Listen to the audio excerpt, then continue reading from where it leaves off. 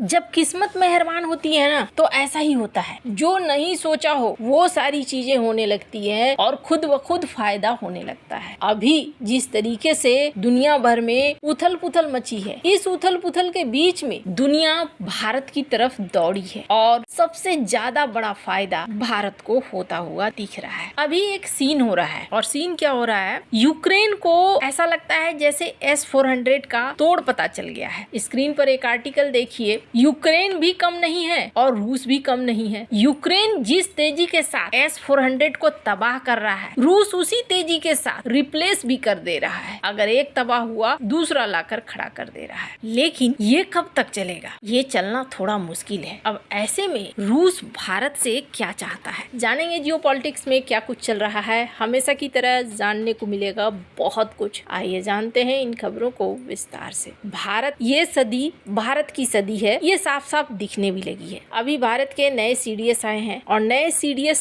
ने आते ही बिपिन रावत वाला फॉर्मूला अपनाना शुरू कर दिया है। नए CDS सबसे पहले कमांड सेंटर पर काम करना चाहते हैं। जैसा कि आपने देखा होगा, अमेरिका हो, चाइना हो, इनके अपने अपने थिएटर कमांड हैं। भारत के लिए ऐसे थिएटर कमांड बनाने बहुत ज्यादा जरूरी हो गए हैं, ताकि अगर जवाब देना हो बहुत ज्यादा इंतजार ना करना हो। और नए CDS इसी दिशा की तरफ बढ़ भी रहे हैं। बिपिन रावत की अचानक से मृत्यु हो गई थी, वरना बिपिन रावत के पास कई सारे ऐसे प्लान थे। ये जो 4-5 सालों का डिले हुआ, वो डिले आपको देखने को भी नहीं मिलता और बहुत सारे बदलाव देखने को मिलते। और जैसा मैंने कल कहा था, अब अचानक से ये जो आने वाले 5 साल है ना, इसमें आपको बहुत सारी चीजें बदलती हुई दिखेंगी। अभी एक बहुत ही प्रमुख खिलाड़ी बनकर आया है रूस। रूस भारत के लिए इजराइल की ही तरह एक सबसे बड़ा रणनीतिक पार्टनर बनकर आया है। जिस तरीके का सीन बन रहा है, इस सीन में रूस भी खुद ब खुद भारत की तरफ खींचा चला आ रहा है। अगर चाइना की बात करें तो चाइना की चालाकियों को रूस बहुत अच्छे से समझता है। ऐसे में भारत के साथ अपने गठबंधन को और ज्यादा मजबूत कर रहा है। स्क्रीन पर एक आर्टिकल देखिए, तेल छोड़िए, अब तो बात होने लगी है रेयर अर्थ मटेरियल की। ये बात सिर्फ कागजों में नहीं रह गई है, अब कंपनियां एक दूसरे के साथ एग्रीमेंट भी कर रही हैं। स्क्रीन पर आप देखिए, नेक्सॉन जियोकेम, इसने रूस के गार्डमेट से एग्रीमेंट किया और ये पहला कदम है रेयर अर्थ मटेरियल के क्षेत्र में। वहीं अगर कुछ रूसी एजेंसी की माने तो दोनों अपने व्यापार को 100 बिलियन तक ले जाना चाहते हैं और इस व्यापार में ये चाहते हैं कि रूबल और रुपए में व्यापार हो, डॉलर में व्यापार न हो, ताकि भविष्य में किसी तरीके की पाबंदी लगती है तो उन पाबंदियों का असर भारत और रूस के बीच में न हो। अभी अगर आप देखें तो रूस के ऊपर शिकंजा और भी ज्यादा कस सकता है। लिंडसे ग्राहम की अचानक से मृत्यु हो गई और चले गए। अब आगे 500% वाले टैरिफ का क्या होगा, ये देखने वाली बात होगी। लेकिन लिंडसे ग्राहम ने एक संकेत जरूर दे दिया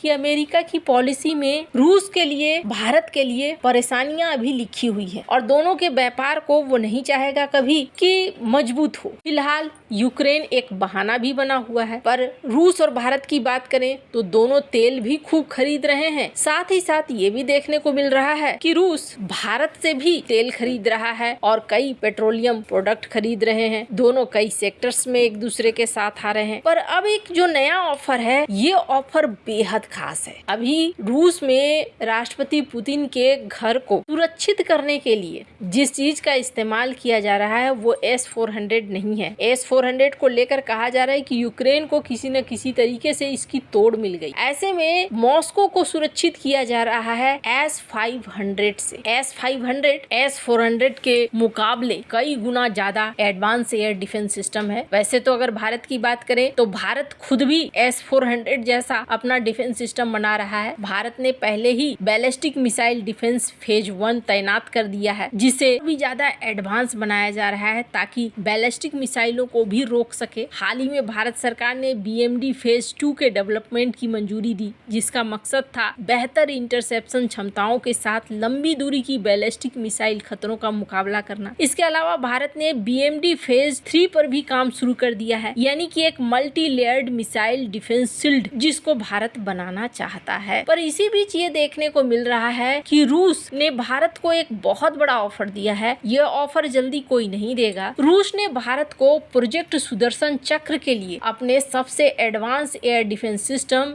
S-500 पर आधारित टेक्नोलॉजी विकसित करने के लिए से साथ मिलकर काम करने का प्रस्ताव दिया है। कहा जा रहा है कथित तौर पर भारतीय वायुसेना जो पहले से ही S-400 को ऑपरेट करती है, उसने S-500 को भी अपने बेड़े में शामिल करने की योजना पर विचार किया था, लेकिन रूस यूक्रेन युद्ध में फंसा हुआ है। उसने अपनी ऑपरेशनल जरूरतों का हवाला देते हुए S-500 बेचने की मंजूरी नहीं दी थी। रूस ने इसके पीछे यूक्रेन युद्ध की वजह से सप्लाई चेन में आ रही दिक्कतों का हवाला दिया था। रूस ने बताया था कि वो खुद अपनी जरूरत के लिए भी S-500 का प्रोडक्शन ही नहीं कर पा रहा है, लेकिन अब सीधे S-500 के बिक्री के बजाय रूस ने भारत को प्रोजेक्ट सुदर्शन चक्र के तहत S-500 से जुड़ी क्षमताओं को मिलकर विकसित करने का प्रस्ताव दे दिया है। यानी साधारण भाषा में इसे ऐसे समझिए, रूस ने जो प्रस्ताव दिया है कथित तौर पर उसमें S-500 से जुड़ी एडवांस टेक्नोलॉजी भारत के मौजूदा और भविष्य के लेयर्ड एयर डिफेंस आर्किटेक्चर में शामिल किया जाएगा। भारत पहले से ही प्रोजेक्ट सुदर्शन चक्र पर काम कर रहा है और ऐसे में भारत को इसका साथ मिल जाएगा। अब